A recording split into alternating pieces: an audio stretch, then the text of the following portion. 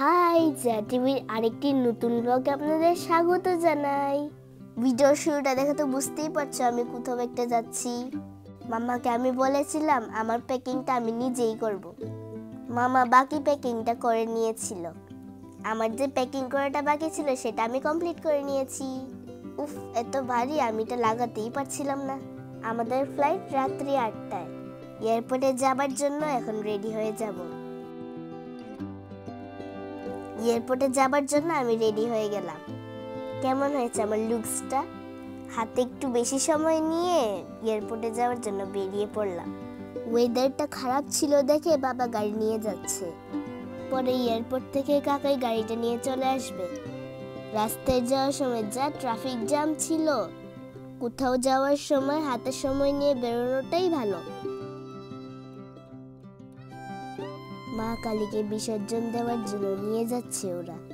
হঠাৎই আকাশটা এত কালো মেঘে ছেয়ে গেল। কি জানি তাড়াতাড়ি ফ্লাইট যাবে নাকি লেট হবে। এই যা, এখনো বৃষ্টিটা শুরু হওয়ার ছিল। আমরা এয়ারপোর্টে চলে এসেছি। ভালোই হলো বাবা গাড়িটা নিয়ে চলে এসেছে, না হলে তো পুরো ভিজেই যেতাম। আমাদের ত্রিপুরা রাজ্যের রাজার নামই এই এয়ারপোর্টটার নাম রাখা হয়েছে।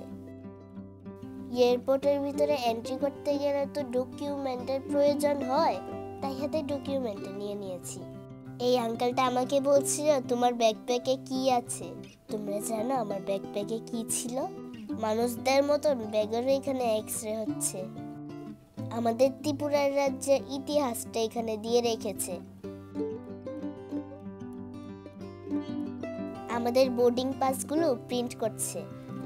পাপা আমার বোর্ডিং পাসটা আমাকে দিয়ে দিচ্ছিল। এখন চলে যাব চেকিং এর জন্য। এয়ারপোর্টে এতবার চেকিং হয় কি আর বলবো। আমার দায়িত্ব ছিল আমার জিনিসগুলো চেক করানোর, আর পাপা মাম্মা ওরা ওদেরটা করাচ্ছে। আরে বলতে তো ভুলেই গেলাম, আমার ব্যাকপ্যাকে কি ছিল জানো? কয়েকটা ম্যাঙ্গো ছিল। দিদু আমাকে খাবার জন্য দিয়ে দিয়েছে। আমার ছোট থেকে এসকেলেটর খুব ভালো লাগে। আমাদের গেট নাম্বার ছিল 4। এখানে কিছু কিছু জিনিস দেখতে খুবই ইউনিক ছিল, মনে হচ্ছিল নিয়ে যাই। প্লেনে ওঠার জন্য এগিয়ে যাচ্ছিলাম।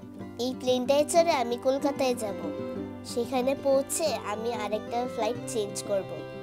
এই নিয়ে 3 টাইমস বোর্ডিং পাস দেখাতে হলো। ফাইনালি এতবার বোর্ডিং পাস দেখিয়ে প্লেনে ওঠার সুযোগ পেলাম। ওরা সেফটি ইনস্ট্রাকশনগুলো আমাদেরকে বুঝিয়ে দিচ্ছিল। ফ্লাইট কলকাতায় ল্যান্ড হয়ে গেছে। উইন্ডোর পাশে তো আরেকটা আঙ্কেল বসেছিল, তাই কোনো ভিডিওই করতে পারিনি। আমরা তো চলে এসেছি, পাপার জন্য ওয়েট করছি। এই ড্রেনটা খুব দারুণ করেছে। এই জায়গাটা আমার পছন্দিত জায়গা। পনির বাটার মশলা মাম্মা বানিয়ে এনেছে। আমার ঘর থেকে না বাসন্তী পোলাও বানিয়ে এনেছে। নেক্সট ফ্লাইটের জন্য আমাদের 6 আওয়ার্স ওয়েট করতে হবে। আমার ভীষণ খিদে পেয়েছিল। ঝটপট করে আমি বাসন্তী পোলাও খেয়ে নিচ্ছিলাম। আমাদের নেক্সট ফ্লাইট তো ভোর 5টায়, তাই এখানে ঘুমিয়ে থাকতে হয়েছে। আবার সেই চেকিং প্রসেস। ওয়েদারের কারণে আমাদের ফ্লাইটটা একটু ডিলে ছিল। এখন বাজে ভোর 5:30। কতগুলো প্লেন সারি সারি দাঁড়িয়ে আছে।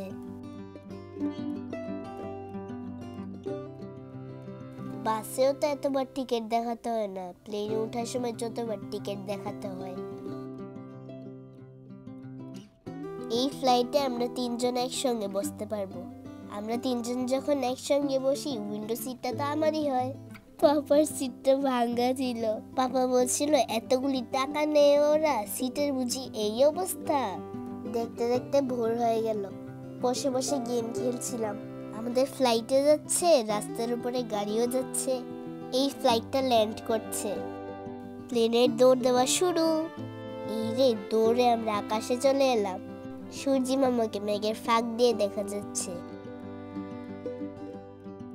মনে হচ্ছে জাহাজে করে যাচ্ছি, আর সমুদ্রের জলে বরফগুলো ভেসে বেড়াচ্ছে। আমি ভালো করে ঘুমিয়ে নিচ্ছি। সূর্যের আলোতে এসে আমার গালে পড়ছে। মামা আমাকে বাইরের দৃশ্যটা দেখার জন্য ডাকছিল। আমাদের প্লেনটা এখন সমুদ্রের উপর দিয়ে যাচ্ছে। অনেক ডাকাডাকির পর আমি ঘুম থেকে উঠে বাইরের দৃশ্যটা দেখছিলাম। সত্যি খুব অপূর্ব দৃশ্য ছিল।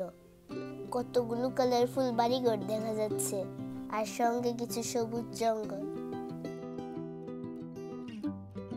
কত উঁচু উঁচু বিল্ডিং!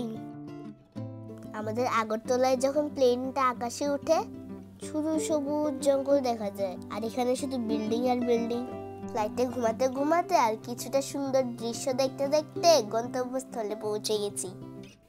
আসা মাত্রই আরেকটা ফ্লাইট উড়ে চলে যাচ্ছে। এয়ারপোর্টটা আমি সেকেন্ড টাইম এসেছি। এই এয়ারপোর্টের শোপিসগুলো খুব কালারফুল। আমি 2022-তে এই এয়ারপোর্টে প্রথমবার এসেছিলাম। আম্মা আমাকে বলছিলাম নটরাজের পোজে আমাকে একটা ফটো তুলে দাও। আম্মা আমার সঙ্গে শুধু বকবকই করে যাচ্ছিলাম। আগের নটরাজটা থেকে এই নটরাজটা অনেক বড়। এখানেও একটু পোজ দেওয়ার জন্য দাঁড়িয়েছিলাম। এই এয়ারপোর্টটায় ওদের কালচারাল ফটোগুলো দিয়ে রেখেছে। আমাদের লাগেজটা এসে গেল। আমি পাপাকে বলেছি আমি ট্রলিটা নিয়ে যেতে পারবো। এখন তো দেখছি এত ভারী, পাপা নিলেই ভালো ছিল। এয়ারপোর্ট থেকে বেরিয়ে গাড়ির জন্য অপেক্ষা করছিলাম। এরই মাঝে দেখতে পেলাম ফ্লাইওভার দিয়ে একটা ট্রেন চলে যাচ্ছে। এটা এয়ারপোর্টের বাইরের রাস্তাটা। এই বিল্ডিংটার সামনে দিয়ে হেঁটে এসে মেন রোড পেয়ে যাবে তোমরা। এখন তো বুঝতেই পেরে গেছো আমি চেন্নাই এসেছি। এই মেন রোডটায় এসে তোমরা অটো পেয়ে যাবে। আমরাও এখান থেকে একটা অটো ভাড়া করে নিয়েছিলাম। আমি যখন 2022-তে এখানে এসেছিলাম তখন অনেক রাত ছিল, তাই এয়ারপোর্টের আশপাশগুলি দেখতে পারিনি। কিন্তু সকালে আসায় আজ দেখতে পাচ্ছি তামিলনাড়ুর ওপেন ইউনিভার্সিটি। এখানে কত বড় বড় বিল্ডিং দেখতে পাচ্ছি। এটা চেন্নাই মেট্রো রেল লিমিটেডের বিল্ডিং। আমরা এখন গ্রিমস রোডের দিকে টার্ন করে নেব। অ্যাপোলো হসপিটালের পাশ দিয়ে আমাদের বুকিং করা হোটেলে চলে যাচ্ছি। আমাদের হোটেলটা ছিল মডেল স্কুল রোডে। আমাদের বুক করা হোটেল রুমে চলে এসেছি। রুমে ঢুকে একটা বিছানা ছিল, ওই পাশটায় ছিল একটা ছোট্ট কিচেন, সঙ্গে ছিল একটা বাথরুম। ফ্রেশ হয়ে বেরিয়ে পড়েছি হসপিটালে যাওয়ার জন্য। এটা আমাদের হোটেলের রাস্তাটা।